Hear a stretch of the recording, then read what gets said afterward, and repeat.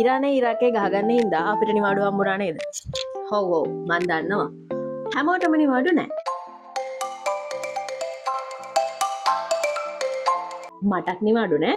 මට වැඩට යන්න තියෙන දවසක් යන දවසක්. හැබැයි ඒ වුණා කියලා මං ගෙදර ඉන්න දවස් නිකම්ම ගෙවෙන්නෙත් නෑ. ඕන වෙලාවක වැඩ කරන්න බලාගෙන තමයි මං ගෙදර ඉන්නේ. ගොඩාක්ම වැඩ සීමා වෙලා තියෙන්නේ සහ කාර්යාලය ඇතුළට සහ අපි ඉන්න තැන්වලට එහෙම තමයි. ඉස්සරහට එන්න පුළුවන් බරපතල ප්‍රශ්නයක් කළමනාකරණය කර ගැනීමක් තමයි තියෙන්නේ. මොකද මේක අපේ ප්‍රශ්නයක් නොවුනට ප්‍රශ්න පටන්ගත්තු කට්ටිය ප්‍රශ්න දැම්ම විසඳගන්නේ නැත්තම් ඒක ප්‍රතිවිපාක අපිට හම්බ වෙනවා. එතකොට ඒ ප්‍රතිවිපාක වලට තව කාලකට සූදානම් වීමක් තමයි අපි මේ කරන්නේ. කොහොම හරි මේ ගෙදරට වෙලා ඉන්න වෙලාවේ වැඩකුත් ලොකුවට ආවේ නැති වුණොත් අපි කාලේ අපරාධනේ. මට ඉතින් පුංචි සුකුරුත්තන් වැඩ ටිකක් කරන්න හිතුණා. පළවෙනියට මම පටන් ගත්ත පොඩි සුකුරුත්තන් වැඩක්. මේක හරිම හොඳයි මං වගේම ෆෝන් එකෙන් ගැලවෙන්න හිතාගෙන ඉන්න අයට. මෙන්න මේක. ටඩා! මේක මං ගෙනල්ලා තියාගෙන ගොඩ දවසක් වෙනවා. හැබැයි කරන්න ගත්තේ නැහැ මොකද මේක එකතන වාඩි වෙලා ගොඩක් වෙලා කරන්න ඕන වැඩක් හින්දා. දැන් මං කරන්න පටන් ගත්තා. මේක ඩයමන්ඩ් පේන්ටිං එකක්. ස්ටඩ් ලොකු ගානක් අල්ලන්න ඕනි මේක කම්ප්ලීට් වෙන්න. මේක පැය ගානක් යන වැඩක්. ස්ට්‍රෙස් එක පොඩ්ඩක් නිදහස් වෙනවා. ඒක නිසා මේක ගොඩක් සැටිස්ෆයින් වැඩක්. ඉතින් මාත් එක්ක මේ වැඩේ කරමු.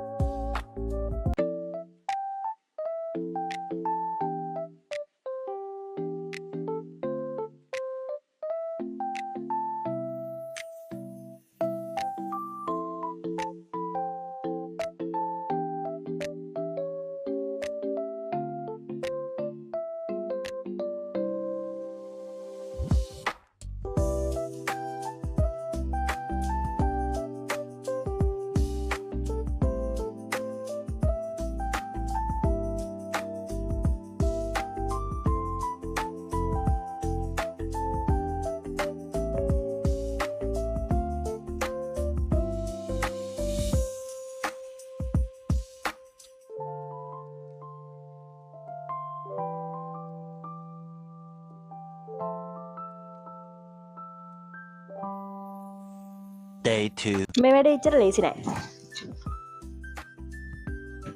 දෙවනි දවසටත් ඉතුරුයි. සැරින් සැරේ ස්ටඩ් මාරු කර කරන්න ඕන නිසා මේ වැඩේ ටිකක් අමාරුයි. හැබැයි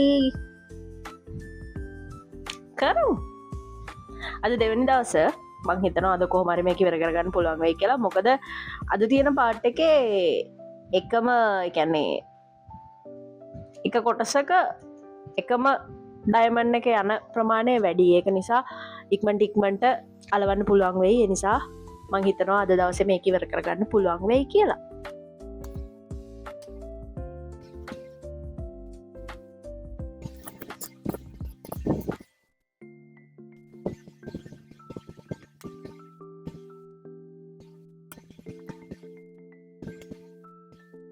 මේක ගොඩක් වෙලාව යන වගේම හරි කල්පනාවෙන් කරන්න ඕන වැඩ. මොකද මේ ගොඩක් තැන්වල තියෙන අකුරු වලට තියෙන ඩයමන්ඩ් ෂේඩ්ස් හරිම සමානයි. චූටි වෙනසක් විතරයි තියෙන්නේ. නම්බර්ස් වලට තියෙන්නේ. ඒක නිසා නම්බර්ස් මාරු වෙන්න පුළුවන්. කලර්ස් මාරු වෙන්න පුළුවන්. අවධානය වෙනස් කරොත් හිටපු ගමන් අමතක වෙනවා මොකද්ද අලවලව හිටියේ මේ මොන අකුරේ ඩයමන්ඩ් එකද කියලා.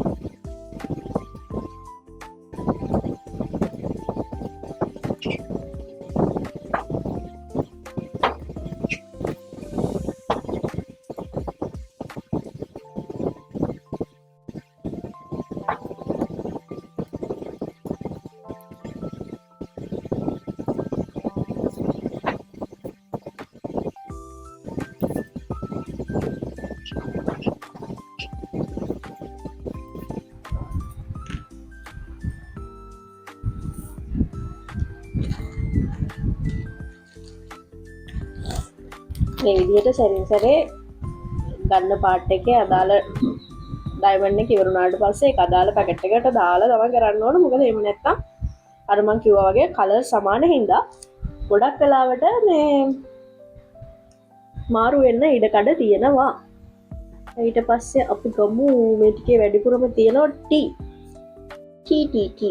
කියන්නේ අංක 12.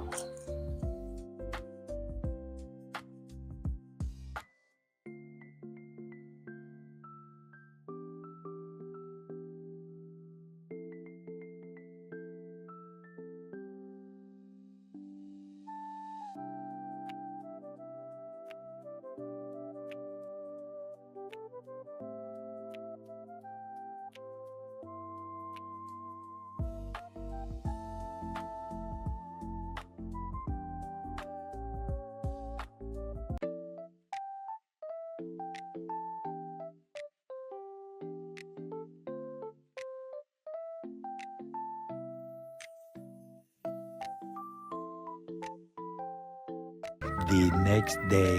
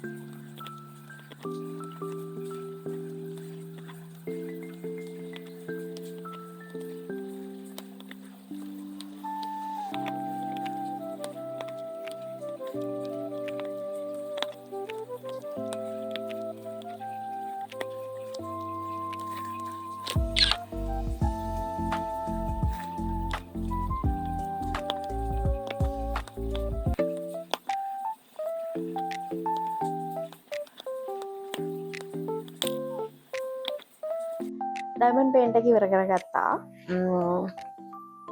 හිතුවට වඩා ගොඩාක් වෙලා ගියා. මම හිතන්නේ හරියට එකට තියලා ගණන් හදලා බැලුවොත් පැය 7-8කට වඩා කාලයක් ගියා මේක හදන්න.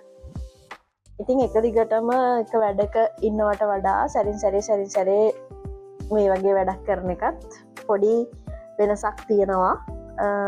හරිම ලස්සන ඌරු පැංචෙක් ආසයි එක දිගට කරගෙන යනකොට ඩයිමන්ඩ්ස් ගොඩක් ඉතුරු වුණා. ඒ කියන්නේ එක්ස්ට්‍රා තියෙනවා. ඒක හින්දා බය නැතුව ඔයගොල්ලන්ට කරගෙන යන්න පුළුවන්.